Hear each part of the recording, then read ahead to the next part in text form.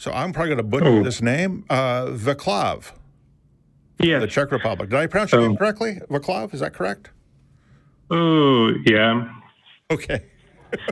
You sound like somebody sounds like a no, but we appreciate you giving us a little bit of grace on that. Sound like somebody who's spoken to too many Americans getting your name wrong, and I apologize for that. How do you pronounce it? No, it's okay, and I want to apologize for my language skills too. So that's okay. We'll do our best. So, what do you want to talk about today? Yes. Okay. Well, I'm atheist. But I used to be atheist, and it's not as long ago as I wish to be. And I want to discuss with one of the, let's say, proofs or arguments which used to convince me back then about historicity of Jesus and reliability of New Testament and so on. Well, it's this proof. It wasn't from me. It's from one of our theologians and psychologists, and he claimed that there are the psychological proofs that Jesus was first the real person, then he was really adopted child, and that the Bible is the reliable source because the writers of the Bible they depicted some things and as he claims the psychological things which according to him was unknown. For example, that Jesus has the conflict with his own family because he was of course adopted and everybody in that days know it, that he wasn't the Joseph's son. And he also claimed that another thing is that he sided with the outcast and miserable people. He promoted the adoption in the New Testament and so on. He also claimed that Jesus was actually the real man. In that mean he wasn't some kind of avatar, but he was the real man with everything, even with the flaws. But he evolved during the New Testament to some kind of the true Son of God. Right. No, those are all the claims. It's a lot of claims. That's a lot of claims. It needs a lot of evidence to back up, especially the supernatural element. We can accept that there was, in fact, one or more people that the Jesus legend was built on. But when you look at something like what QAnon has done, QAnon is at most 2 years old, and there is a whole stack of legend that goes with being a QAnon person. And so for legends to develop very quickly is very obvious. And this is also, you go back and look at Elvis. There were Elvis sightings the day after his funeral. I think there were Elvis sightings before his funeral, actually. Sure. But yeah, so you could look at all this legend stuff and go, someone can go out and preach and build a following, and then legends can build on that. And that's really all that you have is legends. That's without getting into how many of the Gospels are actually just direct word-for-word copies with stuff added to them. And all of this other stuff that if you go and listen to and talk to Bible scholars about, all of a sudden you find out all this really, really interesting stuff. Like there's a lot of synchronization, a lot of borrowing of other ideas from other religions that are brought into the New Testament. There's a couple of scholars who point out a lot of the Greek influences, the Greek god influences on this story. But you don't have to go and do any of that and listen to that. There's a couple of good channels on YouTube that do that as well. Myth Vision is one of them, and there's others that really get into the history and where the Bible comes from as well as other myths. Without any of that, just looking and go, that is all claims, right? If you want to claim Jesus turned water into wine, I don't have the equipment. We should really get that trick in here so we can do it on live. What trick? Yeah, you can go and buy that trick online. It's a child's magic trick toy, where you can do water into wine, or water into Coke, or whatever else you want. It's not hard to do. Almost all the miracles that I'm aware of that Jesus is claimed to have done can be done with sleight of hand. There's nothing miraculous about it. Or not done and written down. Yeah. Right? Like that's enough. But Vàclav, I don't want to get too far from your central question, which, if you'll help me out, I'm a little bit unclear on. Well, I just thinking now, if this argument was, or these claims, if it were sound, and if it was reasonable back then to build my faith on it. Now, I'm studying psychology myself in master degree, and I can say, even without any knowledge of Bible, that it's a little bit, let's say, unstable to back up all of these claims just from one document or 4 documents which were heavily copied and inspired by each other, and which we even don't know how the authors meant or what they wanted to tell us. So as some kind of psychological study, because we can use, of course, some documents and make the case study on this, but these documents must be reliable pictures of reality, like photos and from different sources and so on.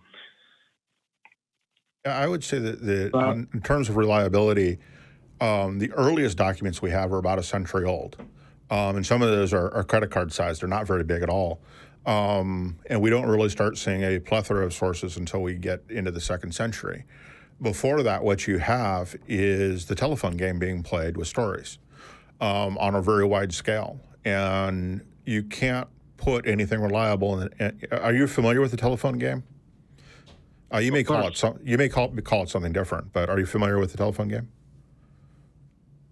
Yes, of course. We call it, of course, differently, but the principle is that we have the tendency to change the stories in oral tradition to level it up or somehow modify it, and it's natural process. Right. But to be honest, I just had lately.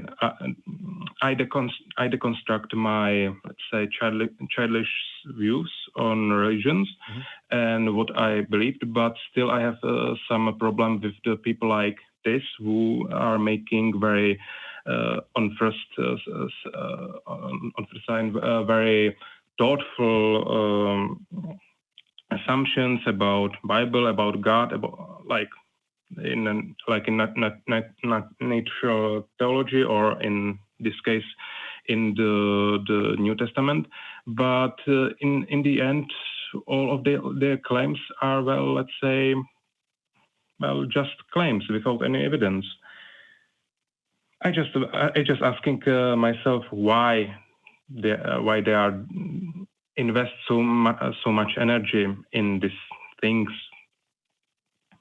Yeah, I mean, the world is dark and full of terrors, right? Like, we're all looking for a story to tell ourselves to try and make life and the universe make sense.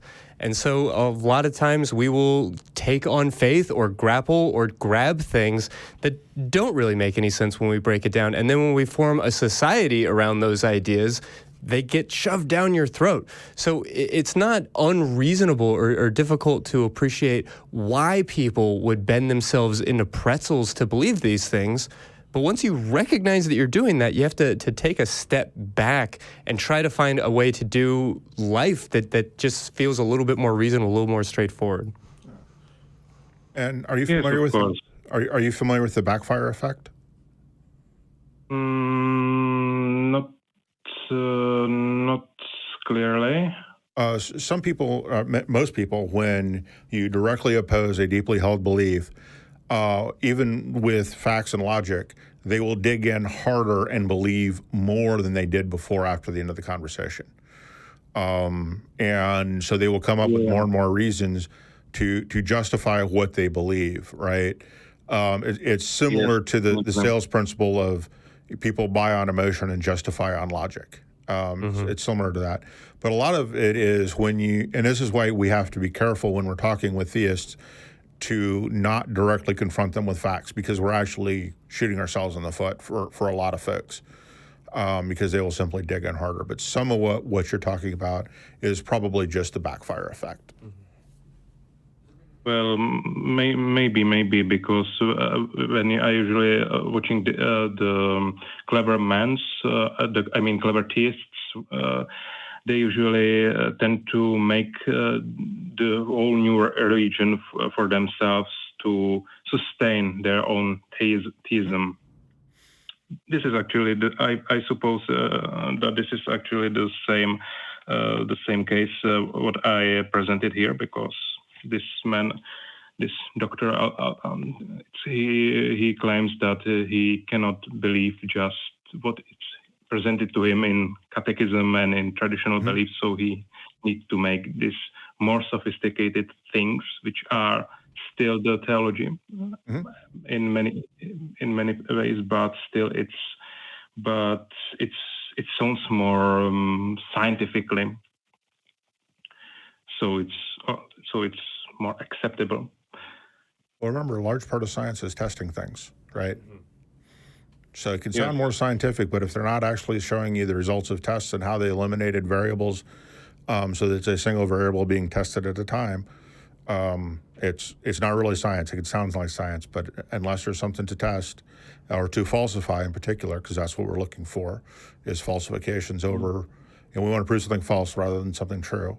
And if we fail, then we might be onto something there in terms of science. But yeah, that is pretty much what it is people believe. They grew up believing, they think they're right, and they want to hold on to that feeling, and they don't want to be wrong because we don't like being wrong. I don't know about the education system in the Czech Republic, but I know here in the United States, people fail for being wrong. And in life, we don't fail for being wrong, we just learn and move on. So I think those are all good points that you brought up. Yes, actually, thank you. And there's and this is the same with the second part of question. What boggled me now, it's that the natural theology, and what I noticed is that this natural theologian mostly insists that we don't need just scientific evidence, because we can use just our logical and our reasoning, and it's somehow higher, and the metaphysical is better than actual physics. And so we can use these things even when it's sometimes just, let's say, making thoughts from the air. Yeah, I mean, the metaphysical is always more important than the physical, until the physical literally slaps you in your actual face, right? Like, we can play around with these different models, and there's a curiosity to it and a certain beauty and elegance to it. But we want to be able to tie these things to actual facts that can be measured and seen and weighed. And I think it's important to maintain that level of materialism when we're talking about capital S science, which is what we're trying to describe here. Well, definitely, but I'm sorry, but this is just my personal lamentation, because I am sometimes see that in my own subject. I mean, in psychology, there are a lot of theists who are tending to use their theistical view in, for example, in a psychological approach, which sometimes I think it's quite harmful. Yeah. There are even some things like the hagiotherapy, which is used in I don't know if it's in America, but in Czech Republic it's using the Bible as the